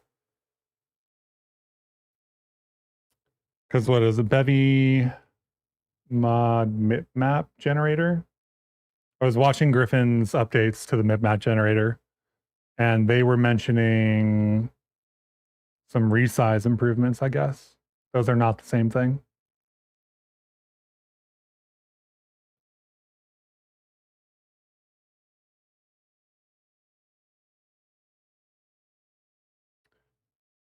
Yes, so those are not the same thing. From Raw BGRA.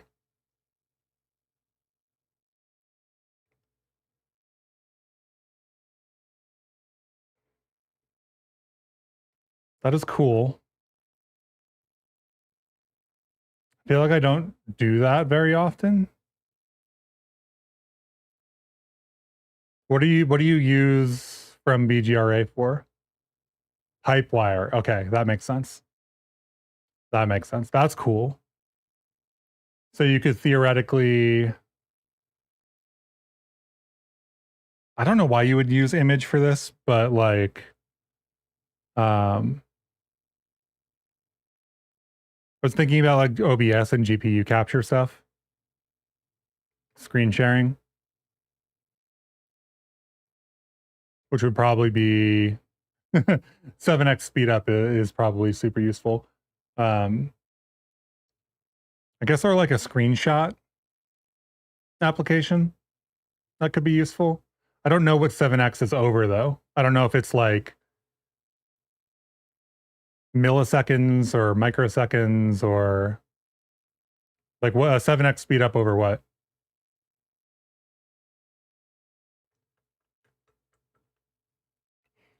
Either way, 7x is huge. So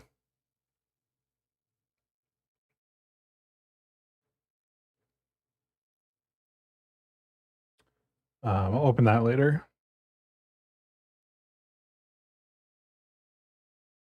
So the Bevy Jam is coming up soon. Bevy Jam 7. Hopefully it's just Bevy Jam 7. Nice. 20 days. February submissions are open from February 7th. So I think it starts on the 7th.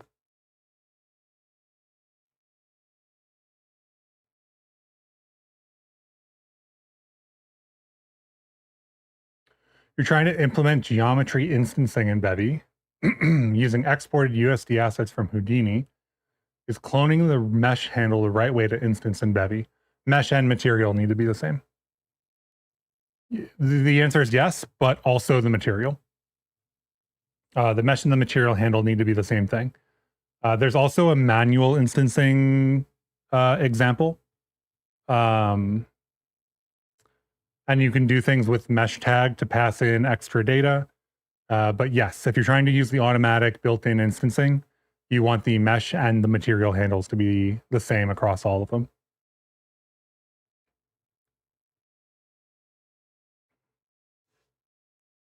Oh, can we already join this? I should click the join button.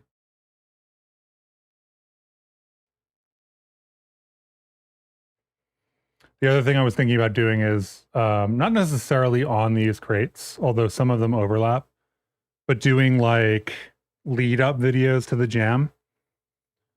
So I don't think there's been any changes in like the 2D crate. Maybe they will do a flurry of activity over the next couple weeks, but highlighting like Bevy seedling for audio and Bevy enhanced input for input, and you know, avian for physics and Skeen for level editing, and like that's 5 videos already.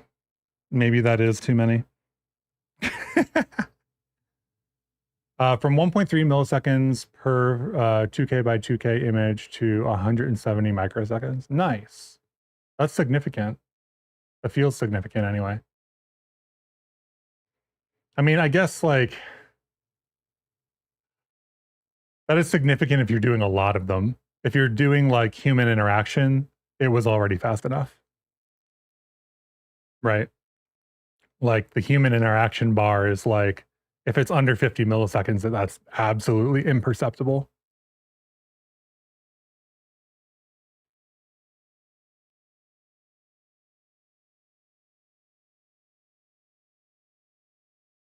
I want to do a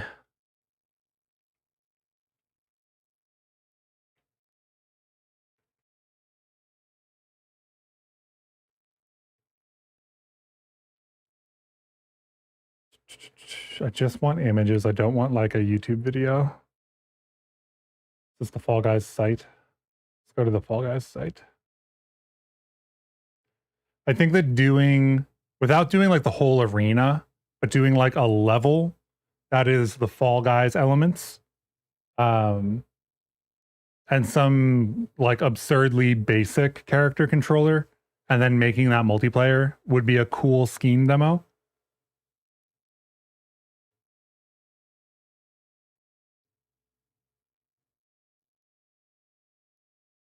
This has been on my mind for a little bit now.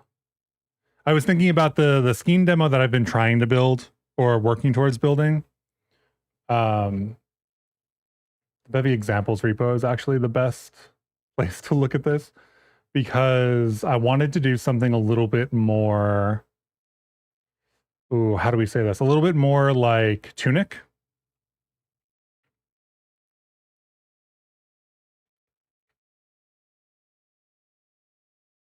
Because I feel like this kind of art and level design and stuff fits the skill sets of a lot of people who are using Skeen right now. So it would make a good demo. So was looking into dappled lighting with the light textures that came through. Was looking into inverse kinematics, which I think are in a PR in this. No, these should be, yeah. Inverse kinematics for spiders and turrets.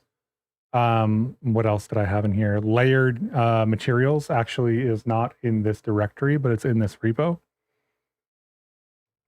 Released a layered materials crate, which is 0.18 compatible. So you can now throw in like a bunch of textures in a 2D texture array and then height lerp between them, which is one of the kinds of things that Tunic does with its landscape. So it's been kind of like a long a long process to get a bunch of the features that I wanted to be able to build this. I feel like light maps are another thing that would make this look significantly better, which are like now I've built 4 major features for a demo, which is kind of funny.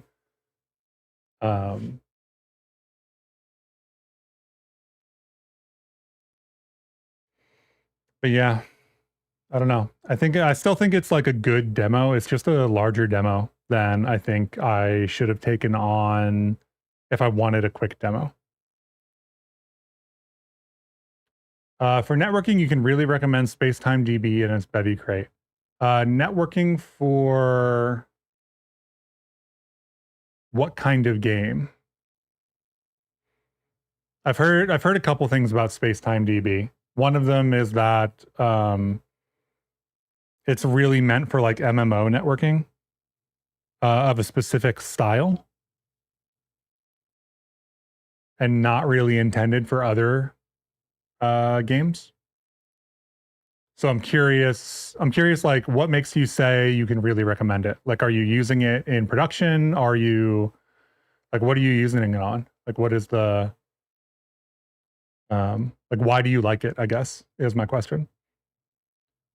Yeah, 1 millisecond is significantly large chunk at higher refresh rates. Yeah, I mean, if you're doing a 240 hertz monitor refresh and you're trying to take a screenshot every frame, I can't remember what that is. What is it? 16.84. You get 4 milliseconds on 240 milliseconds, 240 hertz.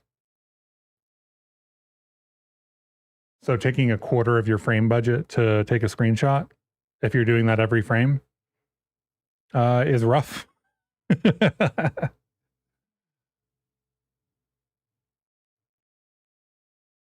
It scales well. Scales well for what though? Deploying is really easy in migrations. Okay.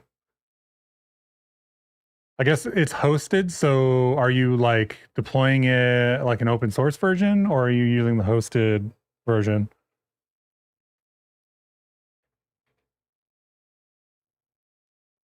Because I feel like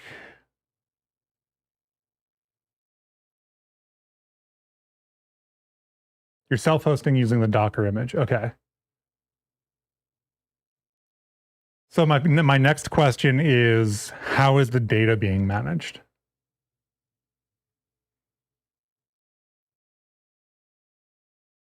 If you're self-hosting it with a Docker image, like where is the data being stored and how is that managed? Because one thing that I know, uh, so I worked at Docker for a couple years, like 2014 to 2016. Um, and one of the things that I know is more difficult to manage is putting databases in containers and dealing with the persistent data.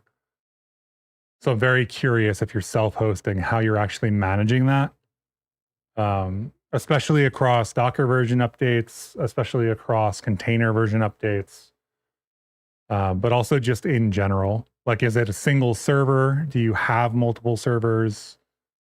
Um, like when you say it scales well, do you mean that you're running multiple instances? Or do you mean that it works on like a small machine?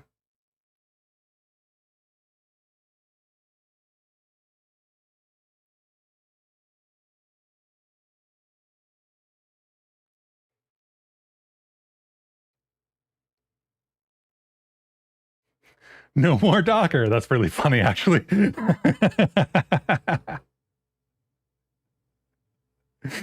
It's really, really funny that the context here is that you're running it in Docker, and they're like, you don't have to run it in Docker.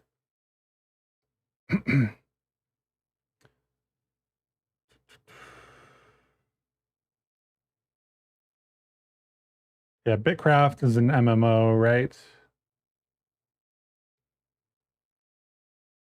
MMORPG.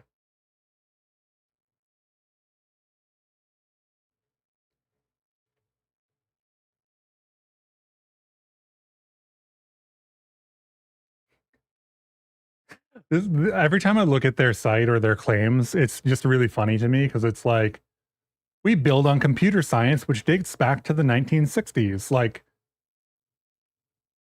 so does everybody else. That is like, that is what you're doing if you're writing code. They've made some other claims which they're like faster than SQL or something like that. And yeah, some of the claims feel a little bit shaky to me. But I haven't used it, so I don't really have like a real like production oriented opinion on it, which is why I'm curious.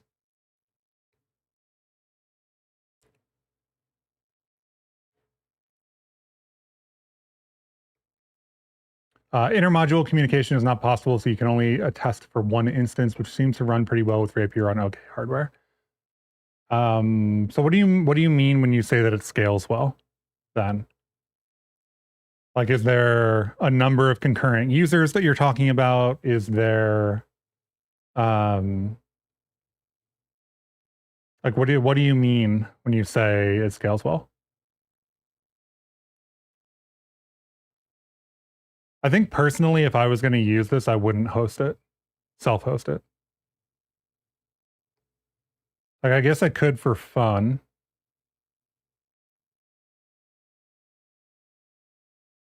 What does it have?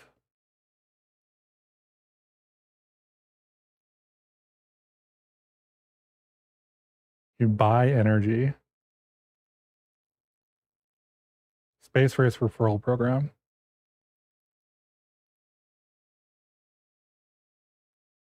Is there pricing in a fake currency? So they do V-Bucks for their hosted service? That's wild.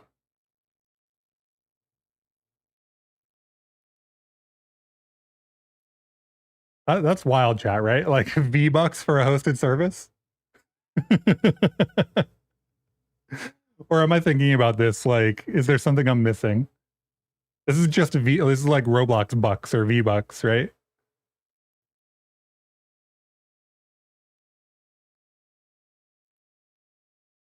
You pay 25 bucks a month, you get energy credit usage. It's like the same thing I do for Pokemon Go, where I pay for Pokecoins and then use Pokecoins to do things, and it like abstracts you from how much it actually costs. Concurrent connections, and from what you've seen is possible, and what you've seen is possible in the community. Voice over IP over data table subscriptions. Sounds stupid, but it works. For example, you have to kind of think in relational database. Voice over IP over data table subscriptions.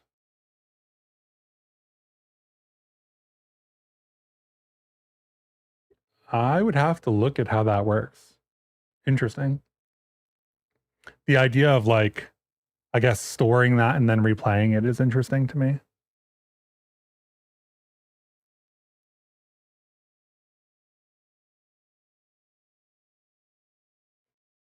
Concurrent connections wise, is there like a number that is what you've seen, or mobile game industry practices are terrible? I'm not a huge fan, I have to say, of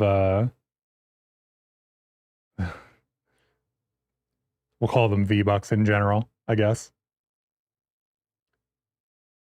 You guess it's their way of representing compute power to a currency, but as you say, you don't plan on using the service for certain time. Yeah, I'm not saying that you were using their service. I'm just looking at their service, just to be clear. I'm not. I think I personally, if I was going to use it, I would probably use the service because I don't really have any interest in self-hosting a database.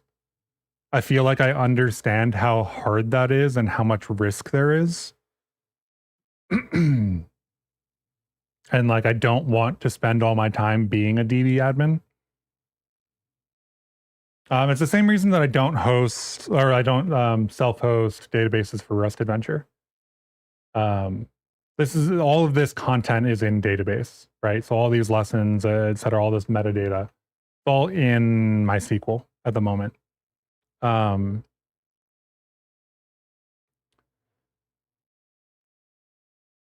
And if I had to do an upgrade or something and messed up that data, re-entering it all would be so painful.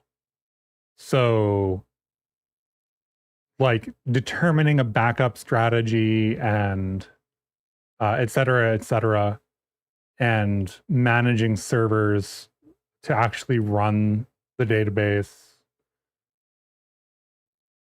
takes away from my ability to like spend time on the actual content, which I feel like is the same kind of thing with a game. I think that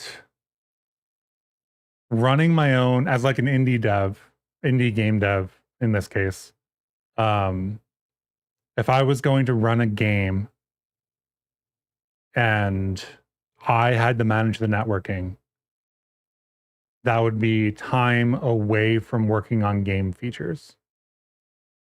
So I would definitely lean towards paying for a service.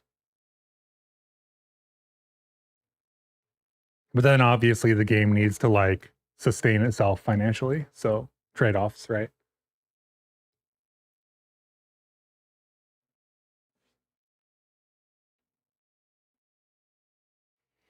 I think I'm not thoroughly convinced. Like running on one server with, you know, potentially no backup strategy and I guess, concurrent connections is not really selling the technology.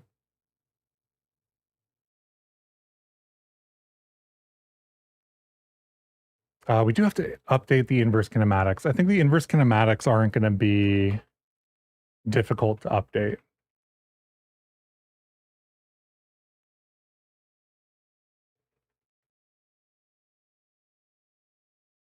I think this is in my active 0.17 directory. Yeah, Bevy examples IK.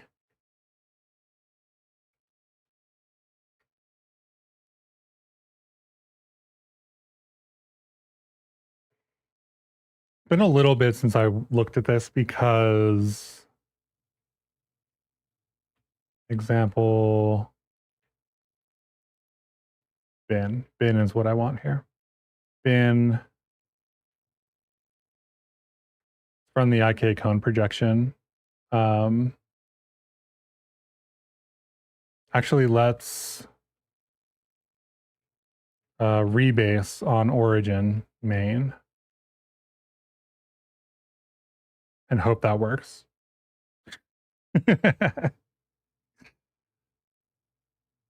The TOML file having conflicts is fine.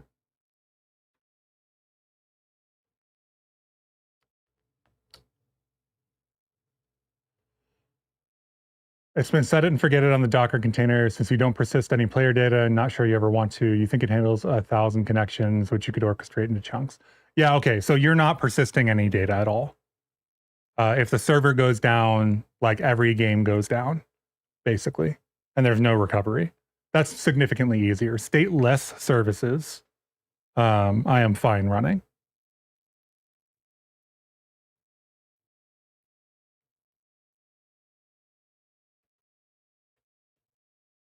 But that's a very different thing.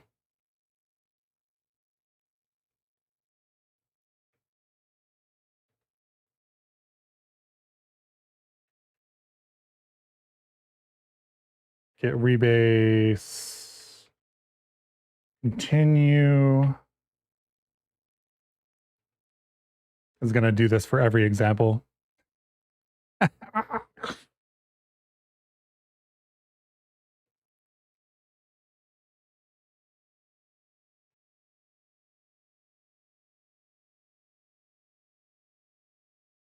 what I get for listing these out individually.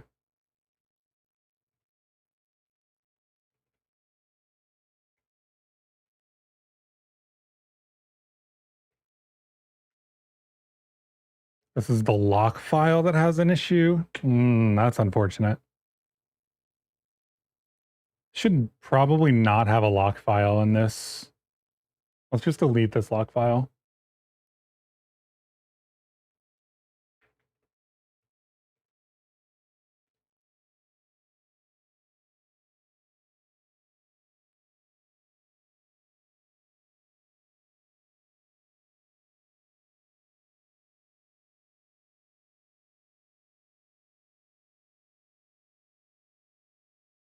So if you've ever rebased and you need to push, one thing that's really cool to know is that you can get push force with lease instead of force.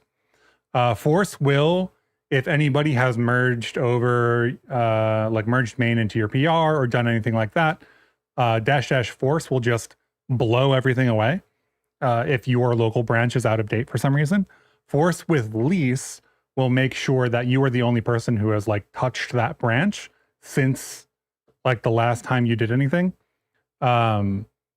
which will prevent you in more cases from actually blowing stuff away. So I actually never use force. I always use force with lease.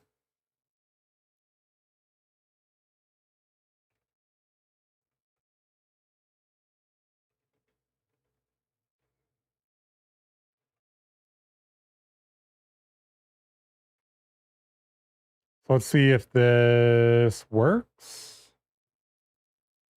And then I guess I'll shift this to the new directory.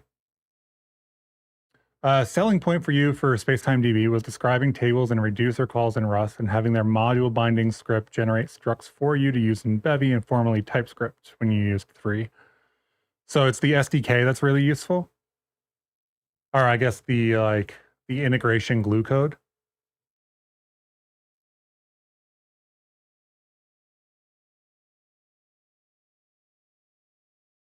I can see that. There's a lot of like database related technologies that have tried to do DSLs like that.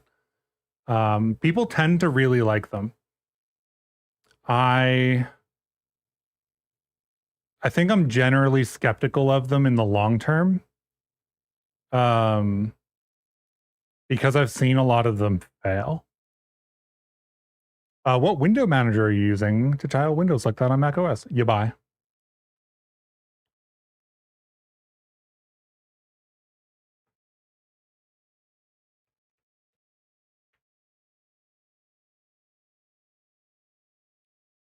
This is the window manager. This is an extremely common question. I should just have a chat command for it. Yabai has treated me very well. It does have like the occasional issue, but it like the way that I'll frame it, it is a very, very, very useful thing that is maintained by effectively a single person. You don't have to remove system protection to use Yabai generally. You only have to remove system protection if you want specific features. Like if you want to adjust the decoration of windows, but not for the BSP. There's also an alternative too. I think it's aerospace.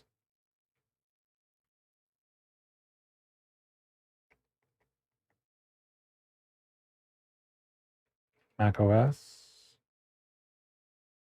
So if you don't like Yabai for some reason, I think other people have used aerospace. I haven't used aerospace. I'm pretty happy with Yabai at the moment. So I don't really have anything to say about it, but it's another option, and it doesn't have any SIP stuff. Oh, you're already using that. Okay. I don't think the binary space partitioning stuff requires disabling SIP.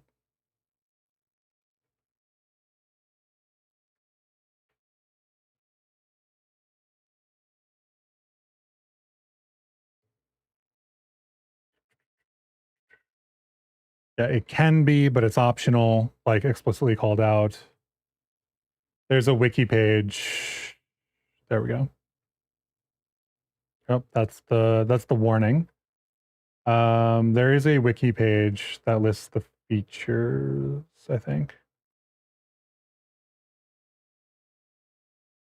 So yeah, removing window shadows, transparency animations, scratch windows, a float or topmost, sticky windows, picture in picture, but not binary space partitioning. So I think you're good, and you don't have to disable SIP. I disable window shadows for my videos and streams and stuff. You can see that in the layout here. I significantly I like the look a lot more, and it's a little bit more stable, especially when I'm clicking across different windows. But yeah,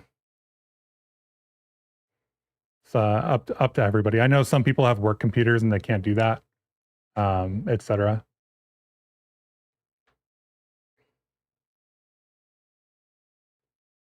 All right, so unless I have made a mistake, our IK cone projection.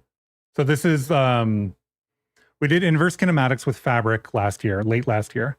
Over the course of a couple months, did a 2D implementation, a 3D implementation, multi-end effector implementation, and then I built some visualization for what was actually happening. This is the red is the bones. Right? So this is like, I don't know, somebody's knee moving back and forth or something. And this is a cone constraint on the angle that joint can actually work in. So if you were trying to put this bone here, right, I'm moving the joint at the bottom. What actually happens is there's this cone with that angle defined that gets just basically sliced along this green line and the white line of the cone, turning it into a 2D problem, which is just move the joint to the circle. And then you remap that back into 3D and you end up with the purple line. So the purple line is where this bone actually ends up due to the joint constraint. Which at some point this visualization is going to go into an inverse kinematics video. Very cool that that just worked though. That there were no like, I guess we aren't really using all that many Bevy features.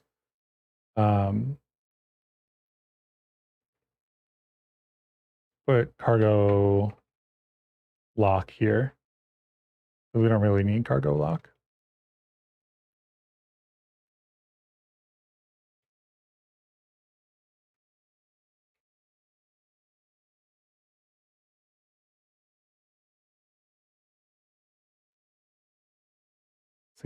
See if one of the inverse kinematics examples runs. There's a couple of them now. This is in a PR more or less because there's a lot of the example directories and I'm not sure what I want to do with them yet.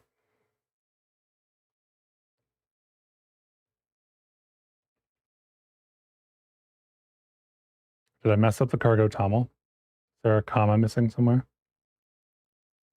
Package landscape.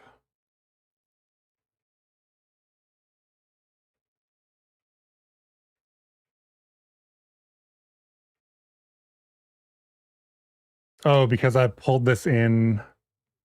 I think that's all fine. All of these profiles and stuff are not really relevant.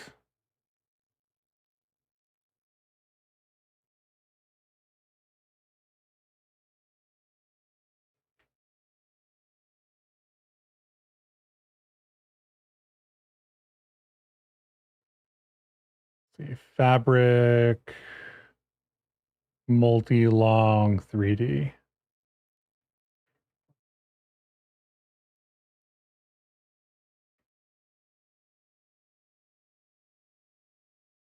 So if this one works, then we're good.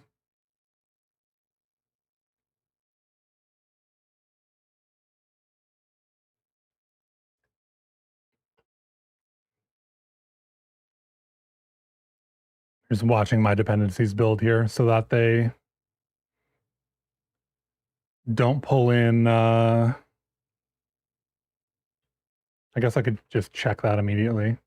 There's no 0.17 references here. So the only way 0.17 is going to get pulled in is if one of the crates defines a dependency on a package that doesn't have a 0.18 version yet. But for this repo, I've mostly pulled those out. Which I feel like is kind of unfortunate.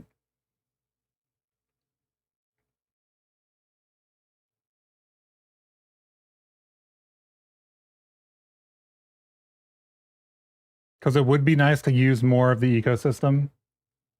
But it's tough to keep this up to date with main when you use third-party dependencies. So there are things here that would be very useful, like Bevy Enhanced Input or Bevy Inspector eGUI. But if you use Bevy Inspector eGUI, you have to also update Bevy eGUI and then Bevy Inspector eGUI, which can be kind of a hassle.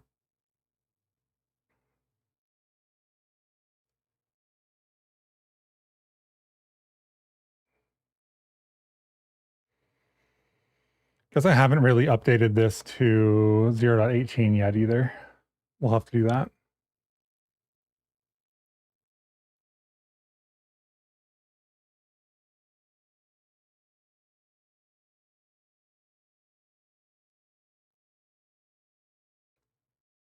But the next step for the inverse kinematics project is going to be pulling in armatures from Blender through GLTF. And then I think once it works for armatures that you can import via GLTF, I think that that is the time at which I decide whether it becomes a crate or not. Because if we can do joint constraints and we can do multiple end effectors and we can do armatures from Blender, that means that we basically have like a working inverse kinematics crate that is probably going to be more broadly useful. So I have to decide if these are actually going to become examples or not.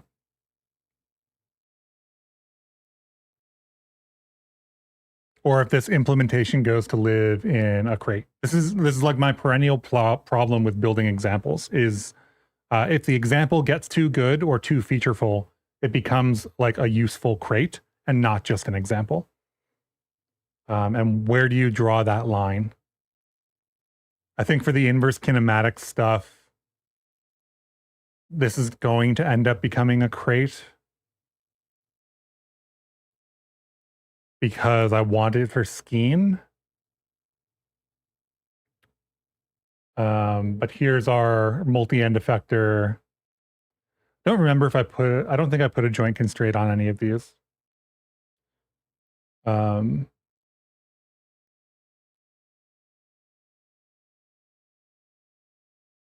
was an example that I put a joint constraint on.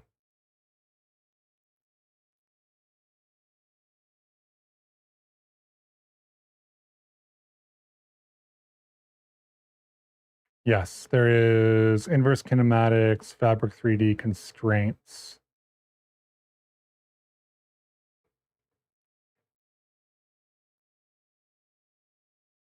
That's the other thing. There's so many, so many of them here. 2D, 3D constraints. Constraints is the one I want. What is constraints called? It's called constraints. So fabric constraints. Multiple end effectors, I think, has the joint restrictions on it. Yeah. So this is like kind of bending things in a non-expected way. But this has a joint constraint on the V that connects these two. So it has to move in kind of a weird way to get that constraint to work. Just waiting for the code overhaul before using it. The code overhaul for what? The inverse kinematics stuff?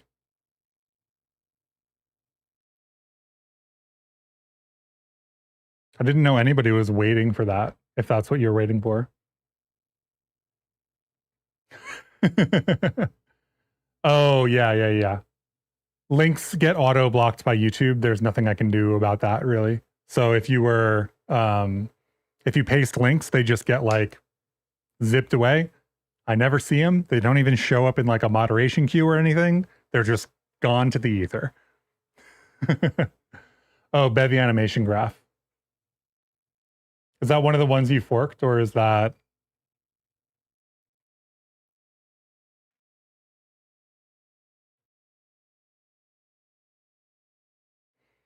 Bevy animation graph is one of the ones I haven't used personally. It seems interesting, but I also feel like I want to stay a little closer to upstream.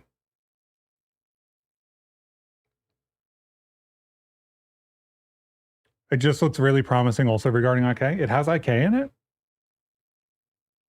That I didn't know. Oh, two bone inverse kinematics. Okay. So single joint inverse kinematics. I guess two bone works for like ankle positioning. So like putting a foot on not putting a foot on the ground, but orienting a foot that is already on the ground.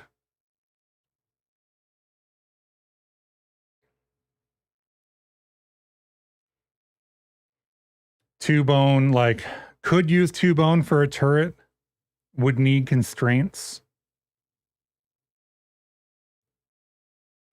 There's also Bevy mod inverse kinematics.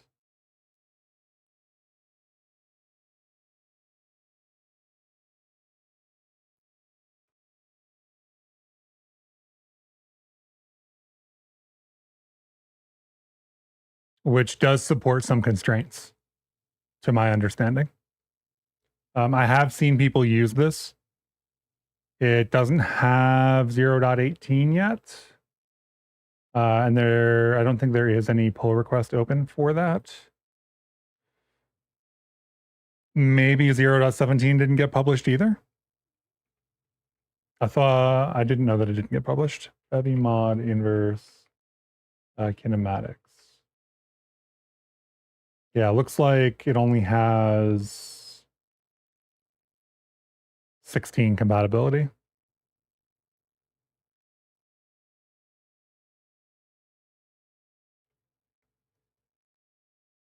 But I believe this is also a Fabric implementation. I don't remember offhand.